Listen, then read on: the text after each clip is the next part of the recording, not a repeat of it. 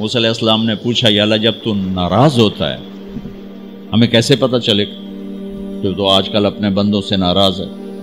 تو اللہ تعالیٰ نے فرمایا جب میں ناراض ہوتا ہوں حکومت بے وقوفوں کو دیتا ہوں، اجعل الملک فی صفہائہم، حکومت بے وقوفوں کو دیتا ہوں، والمال فی بخلائہم، اور پیسہ بخیلوں کو دیتا ہوں جو ذرا گن گن کے خوش ہوتے رہیں،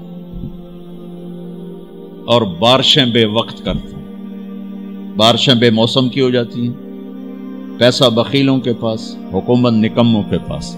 کہ اللہ جب تو راضی ہوتا ہے تو اس کی کیا نشانی؟ کہ اس کی نشانی یہ ہے کہ اجعل الملک فی حلمائہم، حکومت سمجھدار اور نیک لوگوں کو دیتا ہوں، والمال فی سمحائہم، اور پیسہ سخیوں کو دیتا ہوں، اور بارشیں وقت پہ کرتا ہوں۔ تو موسیٰ سمجھو میں اپنے بندوں سے راضی ہو چکا۔ تو اطعام الطعام میں اشارہ ہے سخی بنو، سخی بنو۔ اللہ تعالیٰ کی ایک وی آئی پی جنت ہے جس کا نام ہے جنت الفردوس۔ اللہ نے باقی جنتیں بنائیں کن کن کن، جنت الفردوس بنائی اپنے ہاتھوں سے۔ کیا چیز بنائی ہوگی؟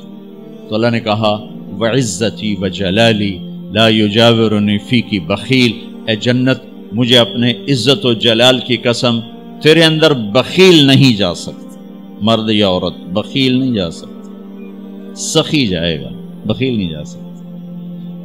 بخیل سے اللہ کی دوستی لگ نہیں سکتی اور سخی سے ٹوٹ نہیں سکتی۔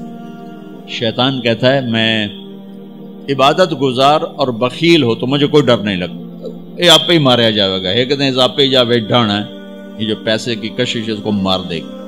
اور نافرمان سخی سے ڈرتا رہتا ہوں کہ پتہ نہیں کب بخشا جائے، پتہ نہیں کب بخشا جائے، کب سخاوت کو اللہ پسند کر کے چلو پار کرتے۔ اچھا، جبریل پوچھتے ہیں یا رسول اللہ مل ایمان، ایمان کیا ہے؟ تو آپ نے فرمایا ان تؤمن باللہ وملائکتہ وکتبہ ورسلہ وبالبعث بعد الموت۔ ایمان عقیدہ، اللہ پر، فرشتوں پر، کتابوں پر، رسولوں پر، موت کے بعد کی زندگی۔ یہ مدینے کا سوال ہے۔ اب آخری حج کا سوال ہے یا رسول اللہ مل ایمان۔ پہلے سوال کرنے والے جبریل ہیں اور یہ سوال کرنے والے عمر بن عبس ہیں۔ یا رسول اللہ مل ایمان، ایمان کیا ہے؟ تو آپ نے کیا جواب دیا؟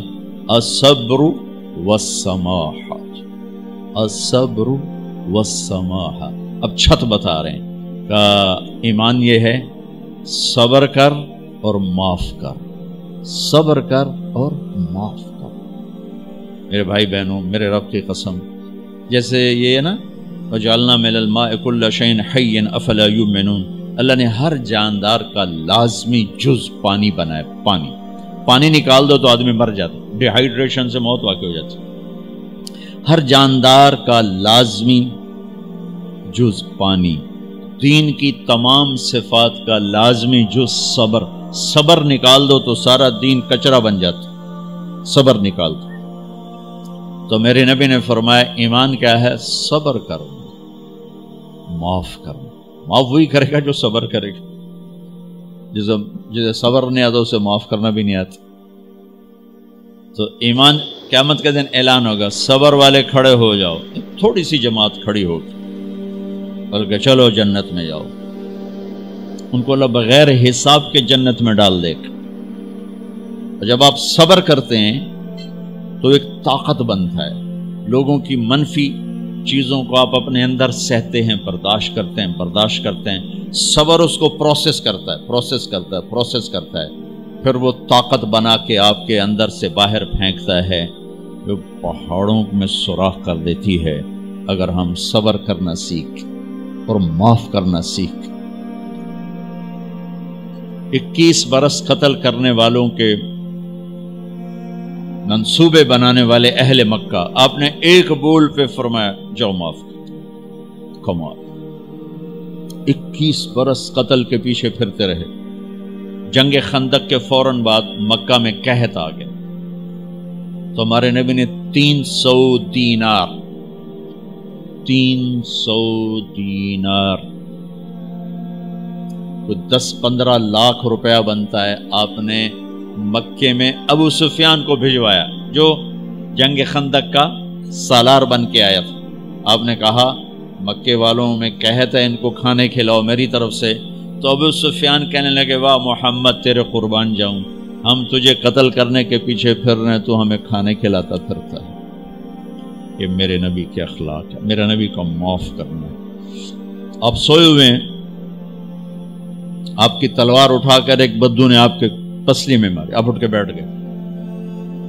تو کہنے لگا کون بچائے گا، یعنی میں تیار ہو جا. تو آپ نے کہا اللہ. آپ نے کہا اللہ، تو اس کا ہاتھ کانپا اور تلوار گر گئی.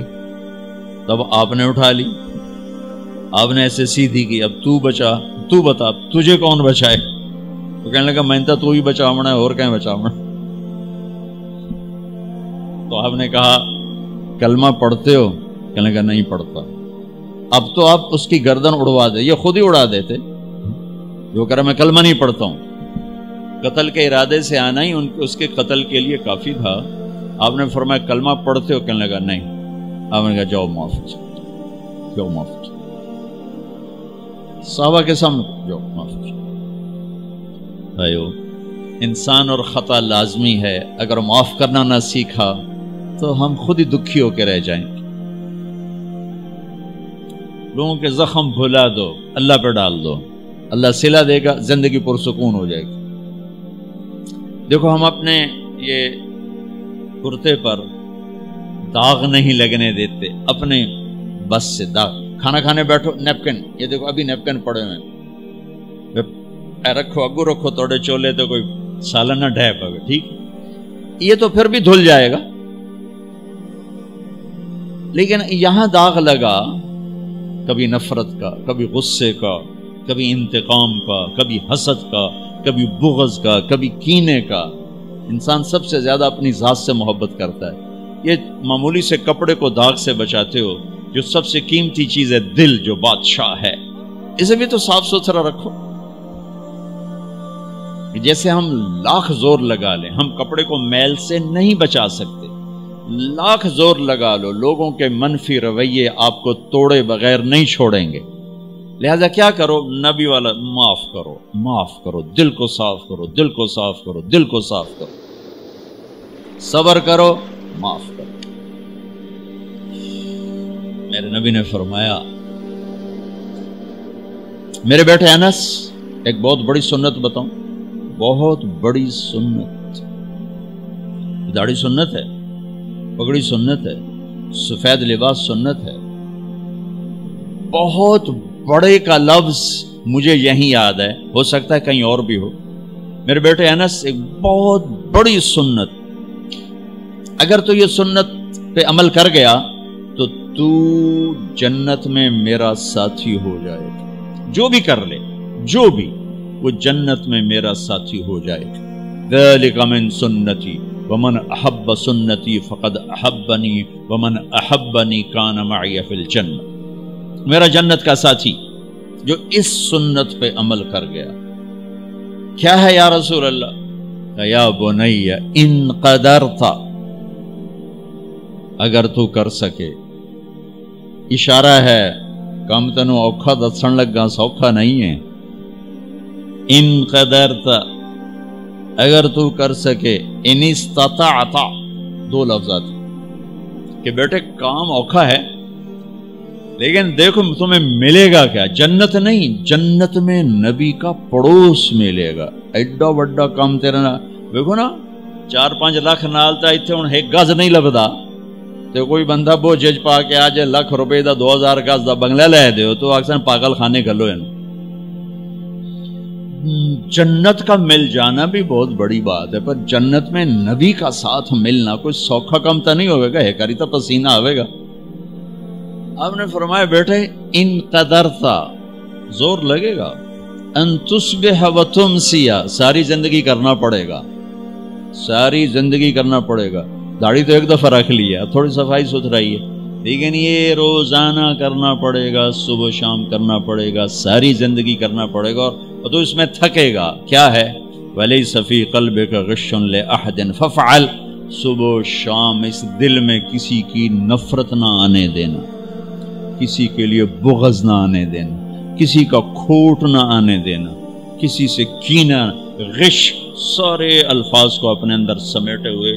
اور میرے نبی کی عجیب بات، لے احد، لے احد، لے احد، کسی بھی انسان، مسلمان نہیں کہا، مومن نہیں کہا، نیک آدمی، نیک عورت نہیں، کسی بھی انسان، لے احدن. آج لے احد 7 ارب انسانوں پہ بولا جا رہا ہے. میرے نبی فرما رہے ہیں میرے بیٹے، دنیا کے تمام انسانوں سے دل صاف رکھنا. کیا ہوگا؟ چاہیے تو جنت میں میرا ساتھی بن جائے. تو بھائیو بہنوں، ایمان کو مکمل کرنا ہے تو صبر کرنا سیکھو، معاف کرنا سیکھو، چپ رہنا سیکھو. ساز خاموش ہیں، فریاد سے معمور ہیں. جواب دینا تو کیا مسئلہ ہے، طاقت چپ رہنے پہ لگتی. کوئی ابھر جائے، بیٹا ابھر جائے، بیوی ابھر جائے، خامد ابھر جائے، چپ ہو جاؤ، گزار دو اس طوفان کو. واپسی میں ایمان کی وہ اللہ حلاوت مٹھاس دے گا، ساری زندگی محسوس کرتے پھرو. یہ صفت بھی معاشرے میں کوئی نہیں، نہ کوئی معاف کرنا جانتا ہے، نہ کوئی صبر کرنا جانتا. تو یہ میں وہ چیزیں بتا رہا ہوں جو معاشرے میں کوئی نہیں ہے. میں اور آپ کر لیں گے تو ہماری قیمت بڑی لگ جائے گی. تو اسلام کی ابتدا بھی بتا دی، انتہا بھی بتا دی. ایمان کی ابتدا بھی بتا دی، انتہا بھی بتا دی. یہ شروع ہوتا ہے عبادات سے، عقائد سے، اور مکمل ہوتا ہے اخلاق پر، درگزر پر، اخلاق کی تمام صفات پر.